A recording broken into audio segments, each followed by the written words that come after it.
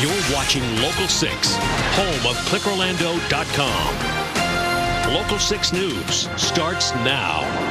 Breaking right now. Many people injured, some very serious after a propane plant explodes. Ooh, did you see that? Sending flames hundreds of feet into the night sky. These little propane tanks, they are just shooting off like missiles right now. This is just going out of control. There goes another one right there. Blast so powerful. Literally, the shock wave and the heat threw me back like 3 feet. They were felt miles away. Here, all the way from Eustis. Now efforts are underway to find the cause. What sparked this massive explosion? It's definitely a dangerous situation. That explosion forced the evacuation of nearby neighborhoods, but within the last few hours, families were actually allowed back into their homes. Good morning to you. It is now straight up 6 o'clock. I'm Eric Sandoval in for Matt Austin. And I'm Bridget Ellison. Thanks for joining us. Within the next few minutes, we expect to get our best look at all that damage as the sun rises here in the next 10 to 12 minutes. Here's some new video, though, just in from Sky 6, which has been over the scene all night, where investigators are still working on figuring out the cause here. It's been more than 7 hours since the explosion rocked Lake County, and firefighters are still very concerned there. Yeah, this is all unfolding at the Blue Rhino propane facility. It's on County Road 448 in Tavares, very close to several businesses and just blocks from nearby homes. We have live team coverage of this breaking news this morning. Reporter Sean Shiabat is learning more about this explosion. Omaka Obaka spoke exclusively with some of the survivors there. And Evan Lambert is live at one of the 4 hospitals where victims are being treated. Nicole Pasecki has uncovered new videos of this blast. I want to take a look, though, first at this explosion. It was so big that it actually showed up on our weather radar. You can see that green blotch there that picked up the change in temperatures on our radar. And Sean Shiabat joins us now from near the scene. Sean, you've been there all night long. Within the past few hours, you learned everyone has been accounted for. How are firefighters doing right now? Well, right now they are still here. This is still very much an active investigation, but they do tell us that this area of the plant is now contained. The next big step, of course, though, is trying to sort out exactly what happened here, causing 8 people to be injured. Now, amazingly, no deaths, but for a while there was concern that 15 workers were missing and feared trapped in the fire. Eventually, though, all of the workers who were scheduled to have been at work last night were accounted for. Now, they ran for their lives after that first blast that happened around 10:50 Monday night. But what kept dozens of families evacuated and more than 200 emergency personnel at bay was the uncertainty of series of explosions that just did not stop for several hours. 53,000 propane cylinders, like you have in your backyard grill, were scattered all over this plant, and each one caught fire, set off a domino effect. Now, the initial explosion shook homes and businesses that were nearby, but then as those 20-pound tanks caught fire, they would just blast into the air. Witnesses told us that they thought those cylinders shot some 200 to 300 feet in the air. Now, several times it seemed like those explosions were over, but it just did not end for at least 4 hours. Here's what one witness worried about as that was all happening. One time it was really big, then it died down, and then about, like I said, 5 minutes ago, it blew up again, even worse, and so it's got to die down again. Hopefully, maybe it'll keep dying down. Is that a concern for you that keeps on reigniting? Yes, because there's a bunch of firefighters and ambulances and MEMS workers all in there right now. Now, thankfully, no firefighters or emergency workers were injured here. It did take a while before they could actually get close enough to the flames to battle that fire. That's because the explosions were just so unpredictable, but now they are close enough. They are going to be able to get inside this rubble, trying to sort out exactly what sparked this initial explosion. Back to you. For that update, Sean. As this whole ordeal was unfolding, there were worries that many of the workers may have died from this explosion. Emergency crews scrambled, though, to find dozens of workers who were missing after that blast, and they didn't have to look too far to find them. Reporter Omaka Obaka joins us now from where those workers gathered. Okay, apparently we just lost Omaka, but one of the workers apparently it was his first day on the job. He got to work, and his name was Bobby Hudson-Pillar, and it was his first day working at that plant. We spoke to him. He was standing right by a grassy area just 2 miles from that plant. And he told Amaka that he ran for his life as soon as he heard that blast. Now, we have some video. This is it. Local 6 was first at that gas station where workers and family members stood in the grass. They were waiting to hear more details about their co-workers that led up to the explosion. Let's hear from one of those workers now. I believe this is Bobby, who is working his first day on the job. I got up and I just blurred vision. I couldn't see nothing, couldn't hear nothing, and finally I could just, it was so bright from the explosions that we all just ran. I was running through the field over there and you could just feel it coming from your back, the heat and the wave hitting you every time something blew. Really gives some good insight as to what happened in the moments after this explosion. This is video we just got from an eyewitness who heard and saw the explosion in a nearby neighborhood. You can see the plume of smoke even in the distance there. People from as far away as Eustis and all the surrounding areas there actually saw that fireball and the smoke. We're also learning more about this facility destroyed by those powerful flames. According to records, the Blue Rhino facility in Tavares was established in 1994. This refills and distributes 20-gallon tanks of propane. These are the tanks that we use for our outside grills. The facility cleans those tanks, it refinishes them, and then refills them to be sent out to retail stores. Now, get this, we're told 53,000 20-gallon tanks were on those grounds on Monday, right before this fire broke out. Quite a scene out there, Bridget. Right, Eric. And the time now is 6:06. We're also learning that when rescuers got the call, they were preparing for the worst. Take a look at some video Sky 6 shot overnight. You can see all the ambulances lined up ready to help out. Fire trucks and emergency crews packed every bit of space they could to be on standby. Reporter Evan Lambert is live outside Orlando Regional Medical Center this morning, where some of the injured have been taken for treatment. And Evan, how serious are some of these injuries?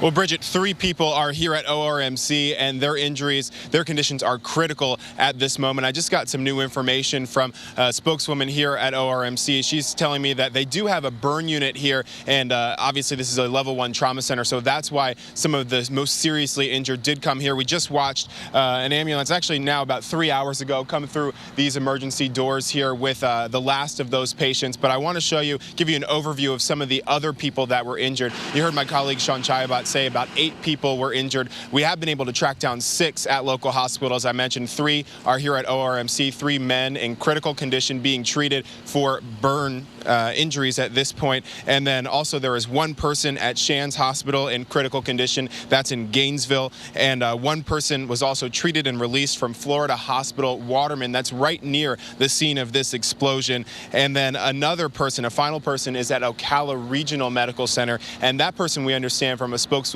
is in stable condition. Obviously, that spokeswoman was telling me they do not have a burn unit there, so those injuries either were very minor burns or maybe not burn related at all. I'm going to be out here all morning making calls to all of those hospitals. Those other 2 people, 2 of those 8, we're going to find out if they just didn't go to the hospital or find out exactly where they are, and we'll share their conditions coming up here all morning. Back to you, Eric, Bridget. All right, thanks for the update, Evan. And keep it here to Local 6-4, continuing coverage of this story. We expect to get some updates from emergency workers any moment. We're also posting new videos and new details on clickorlando.com. Be sure to refresh your homepage periodically for the very latest.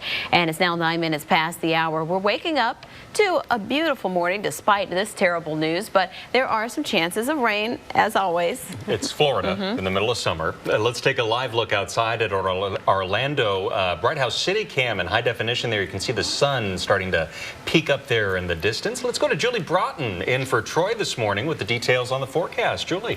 Good morning. We're looking at a pretty nice first part of our day, although we are dealing with some areas of fog out there, but no rain to interfere with your drive into work this morning. The radar is scanning out here at 6:09. We're in good shape as far as that goes. Now, it is another very muggy morning, so when you step out the door, you're really going to feel that humidity. We're sitting at 78 in both Sanford and in Orlando. Cape Canaveral, you are at 73 degrees right now, and heading up into Flagler County, you are checking in at 74 in Palm Coast. Now, we're keeping a very close close eye on the visibility readings for you this morning. Out at Cape Canaveral, your visibility right now is less than 2 miles. It does improve to 6 miles as we head up into Daytona Beach, and the rest of us in pretty good shape. Now, here's how the rest of your day looks. By 4 o'clock, we go up to an afternoon high of 91 degrees. Our winds today will come in from the southeast at 5 to 10 miles per hour. That chance of rain today is at 40%. I'll time all of this out for you hour by hour and let you know what's going on with the remnants of Dorian. All that's coming up in less than 10 minutes. All right, thank you, Julie. 10 minutes past the hour now. A driver says he was headed to work when he suddenly felt a burning pain. Yeah, it turned out he was actually the victim of a gunshot. Could have hit anyone, could have gone through any car, hit a small child. In the next 10 minutes, the very busy stretch of I-4 all this happened on, plus the small piece of evidence that could help deputies find the gunman. And speaking of tracking what's being done to find this gator, spotted at a popular swimming spot. In 15 minutes, the beach is telling swimmers to beware because of this big guy. But first, the story we've been talking about all morning, chaos caught on camera. Next, how families reacted when they saw that huge explosion at a Lake County propane facility.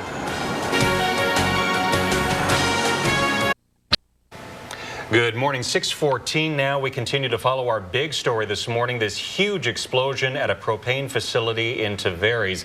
Sky 6 was over the scene where at least 7 people were hurt. In moments, we expect to get our best look at the scene when, of course, the sun rises. That's right, and reporter Nicole Pasecki's live in the newsroom. She's been poring over a lot of videos this morning, a lot of home videos, Nicole, and many of these, the families were just really scared. Yeah. Yeah, absolutely, Bridget. You can imagine how terrifying this would be to see some of these powerful images in person, especially when initially no one knew exactly what was happening here. These explosions, they were continuous, and many wondered if they would ever stop.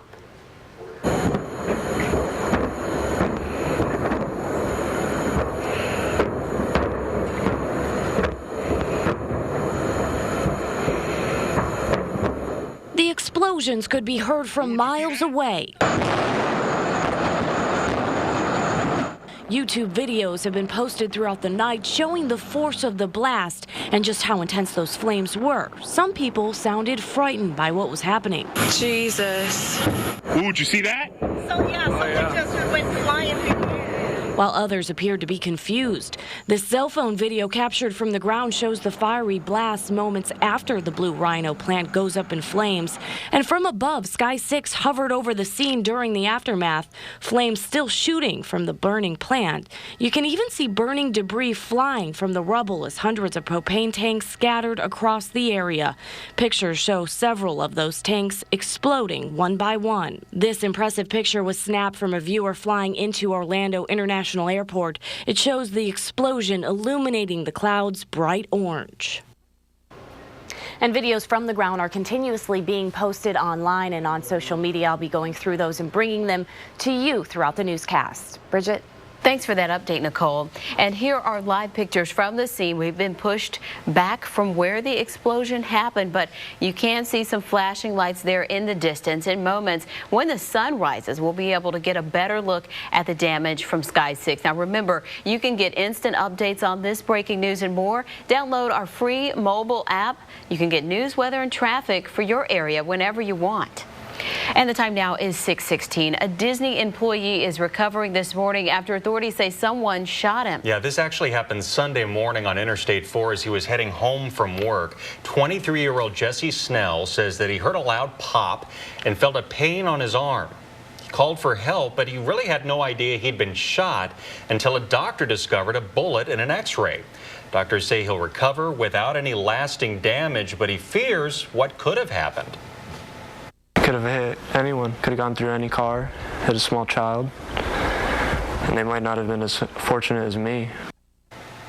Investigators are still looking for clues, examining the bullet they got out of him. The county sheriff's office is asking anybody with any information about that shooting to give them a call. Caution tape is up this morning, blocking people from getting to a lakeside beach in Seminole County. The reason: a giant gator lurking in the water that people living nearby fear could attack them. And this is a massive gator here. We're hearing about 12 feet. Fish and wildlife workers are working to find it right now. It's in Lake Brantley, surrounded surrounded by homes in that area, and this sighting has caused Sweetwater Oaks Beach to be shut down until it's located. Local 6 was there yesterday when the trappers showed up looking for the gator. Warning signs have been posted, and we checked. At least 3 traps have been set up along that beach. We're told the beach will remain closed until that gator's caught. Well, meteorologist Julie Broughton is in for Troy this morning, and we saw the sun coming up. Beautiful sunrise this morning. Yes, a really pretty morning for most of us this morning. We're seeing partly cloudy skies out there, but of course later today that will give way to showers and some thunderstorms. So that's something we'll be tracking for you as we move through the rest of our day. Here's a look outside as sunrise happening for us again. A little bit of cloud cover out there. The overnight low so muggy in the mid-70s. Thanks, Julie. Taking a quick look at your traffic alert this morning, I-4 at Michigan Avenue, and you can see that in downtown Orlando. The traffic is starting to pick up this morning, but everything appears to be moving along just fine. 6:21 now. Yeah, let's continue to follow our breaking news this morning. An explosion leveling a propane facility, injuring at least 7 people. And here's some more video in from overnight as flames caused explosion after explosion in Tavares. And now here's a live picture from the scene where in moments we'll be able to get a better look at the scene once the sun rises. That's coming up in the next few minutes. And in the next 20 minutes, the kind of trouble this plant has had in the past. But first, this is video that captures one bold and violent robbery next, where crooks used axes to get away with jewels from an Orlando shop.